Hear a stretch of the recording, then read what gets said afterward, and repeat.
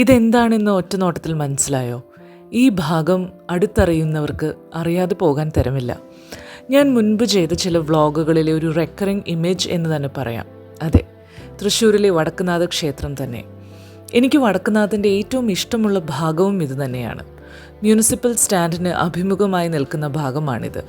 ആകാശം മുട്ടുമെന്ന് തോന്നിക്കുന്ന വിധത്തിൽ തലയെടുപ്പോടു കൂടി നിൽക്കുന്ന ഈ ഭാഗം കാണുമ്പോൾ എൻ്റെ മനസ്സിലേക്ക് ആദ്യം ഓടിയെത്തുന്ന വികാരം കോൺഫിഡൻസ് ആണ്, ആത്മവിശ്വാസം.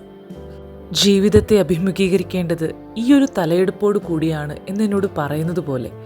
അതുകൊണ്ട് തന്നെ അതിലൂടെ കടന്നു പോകുന്ന സമയത്ത് ഒരു ഹായ് പറയാതെ ഞാൻ കടന്നുപോയിട്ടില്ല. സന്ധ്യ വീണു തുടങ്ങുമ്പോൾ റോഡിൻ്റെ ഒരു ഓരം പറ്റി ഏത് സിറ്റിയിലാണോ ജീവിക്കുന്നത് ആ സിറ്റി ചുറ്റി നടന്ന് കാണുക എന്നുള്ളത് എനിക്ക് ഏറ്റവും ഇഷ്ടമുള്ള കാര്യമാണ്. പകലുകൾ എപ്പോഴും ഒരു പരക്കം പാച്ചിലാണല്ലോ. ആ ഓട്ടത്തിന് ഒന്ന് അയവ് വരുന്നത് സന്ധ്യ മയങ്ങി തുടങ്ങുമ്പോഴാണ്. സന്ധ്യകളിലും രാത്രികളിലുമാണ് ഒരു നഗരത്തിൻ്റെ ആത്മാവ് തൊട്ടറിയാൻ പറ്റുന്നത് എന്ന് എനിക്ക് പലപ്പോഴും തോന്നിയിട്ടുണ്ട്. അതുകൊണ്ട് തന്നെ വടക്കുനാഥൻ്റെ ചുറ്റോറം സന്ധ്യകളിൽ കാണണമെന്ന മോഹം ഒത്തിരി കാലങ്ങളായി ഉണ്ടായിരുന്നുവെങ്കിലും നടന്നതിപ്പോഴാണ്. അതെങ്ങനെയാ? ഒരു സ്ത്രീയുടെ കാര്യം പറയുകയാണെങ്കിൽ അത്തരം സ്വാതന്ത്ര്യം സ്വന്തം നാട്ടിൽ കിട്ടുക എന്നുള്ളത് വളരെ ബുദ്ധിമുട്ടുള്ള കാര്യമാണ്. എന്നെക്കുറിച്ച് പറയുകയാണെങ്കിൽ ജോലി ചെയ്തിട്ടുള്ള നഗരങ്ങൾ അത്തരത്തിൽ എക്സ്പ്ലോർ ചെയ്യാൻ പറ്റിയിട്ടുണ്ടെങ്കിലും സ്വന്തം നാട് മാത്രം പറ്റിയിട്ടില്ല. വീട്ടുകാരുടെ ഭാഷ്യം, ഈ അസമയത്ത് കയറി വന്നാൽ നാട്ടുകാരെന്ത് വിചാരിക്കും? ഇതൊക്കെ കൊണ്ടാകാം മറ്റു നാടുകളിലേക്ക് ചേക്കേറി ഒത്തിരി കാലം കഴിയുമ്പോൾ ആണുങ്ങൾക്ക് നാട്ടിലേക്ക് തിരികെ വരണമെന്ന് തോന്നുമ്പോഴും മിക്ക സ്ത്രീകൾക്കും അത്തരത്തിലൊരാഗ്രഹം തോന്നാതെ പോകുന്നത്. പുരുഷന്മാർക്കും സ്ത്രീകൾക്കും സ്വാതന്ത്ര്യത്തിൻ്റെ മാനദണ്ഡം തന്നെ വെവ്വേറെയല്ലേ?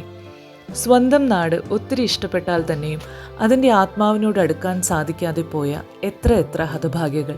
അങ്ങനെ ഇരിക്കുമ്പോഴാണ് ഇങ്ങനെയൊരു ദൃശ്യം കാണുന്നത്. അവളോ അവനോ അറിഞ്ഞുകൂടാ, അവളെന്ന് കണക്കാക്കാം. ധ്യാനനിമഗ്നയാണ്. ഒത്തിരി നേരം അവൾ അങ്ങനെ ഇരുന്നു. എന്തായിരിക്കാം ആ മൂക സംഭാഷണത്തിൽ ഉണ്ടായിരുന്നത്?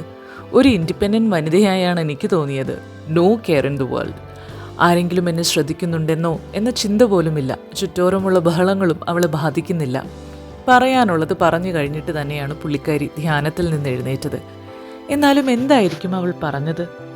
അപ്പോൾ പറഞ്ഞു വന്നത്, ഒത്തിരി വർഷങ്ങളായിട്ടുള്ള എൻ്റെ ആ ആഗ്രഹം സാധിപ്പിച്ചു തന്നത് എൻ്റെ ഏറ്റവും ചെറിയ അനുജൻ ആഷിഖാണ് കേട്ടോ. അങ്ങനെ വടക്കുനാഥൻ്റെ വിസിനിറ്റിയിൽ നിന്നും ഞങ്ങളൊരു അണ്ടർപാസ് വഴി അപ്പുറമെത്തി. സത്യം പറയട്ടെ, സ്വന്തം നാട്ടിലെ അണ്ടർപാസുകളിലൂടെ ഞാൻ ആദ്യമായിട്ടാണ് പോകുന്നത്. ഇവിടെ കണ്ടത് ഇതിനെ മ്യൂറൽ പെയിൻറ്റിംഗ് എന്ന് വിളിക്കാമോ? അതിൻ്റെ ഭംഗി നോക്കി കുറച്ചു നേരം നിന്നു. പിന്നെ ഞങ്ങൾ ആ അണ്ടർപാസ് വഴി മുനിസിപ്പൽ ബസ് സ്റ്റാൻഡിലേക്ക് കയറി. അവിടുത്തെ ചില കാഴ്ചകളാണ് കേട്ടോ. മുനിസിപ്പൽ ബസ് സ്റ്റാൻഡിലൂടെ ഒത്തിരി തവണ നടന്നു പോയിട്ടുണ്ടെങ്കിലും ഒരിക്കലും ജയ്ഹിന്ദ് മാർക്കറ്റ് ഞാൻ കണ്ടിട്ടില്ല കേട്ടോ. അങ്ങനെ ആദ്യമായിട്ട് ജയ്ഹിന്ദ് മാർക്കറ്റിലേക്കും ഞങ്ങൾ പോയി. അവിടുത്തെ കുറച്ച് ദൃശ്യങ്ങളാണ് കേട്ടോ. ഞാൻ ആദ്യമായിട്ട് തൃശ്ശൂർ വിട്ടു പോകുന്നത് തിരുവനന്തപുരത്തേക്കാണ് കേട്ടോ, ജേർണലിസം പഠിക്കാനായിട്ട്. അതിൻ്റെ ഭാഗമായിട്ട് ബ്ലോഗിംഗ് ഒക്കെ തുടങ്ങിയ കാലം. ആ സമയത്ത് എനിക്കൊരു ഫോളോവർ ഉണ്ടായിരുന്നു. അവരൊരു ഫെലോ ബ്ലോഗറാണ്. സിംഗിൾ ഡേറ്റിംഗ് മോമി എന്നായിരുന്നു അവരുടെ പേര്. കനേഡിയൻ ബ്ലോഗറാണ്. അവരൊരിക്കൽ അവരുടെ ഫോളോവേഴ്സിന് എന്നെ ഇൻട്രൊഡ്യൂസ് ചെയ്തത് a single woman narrating her experience in a different city എന്നായിരുന്നു.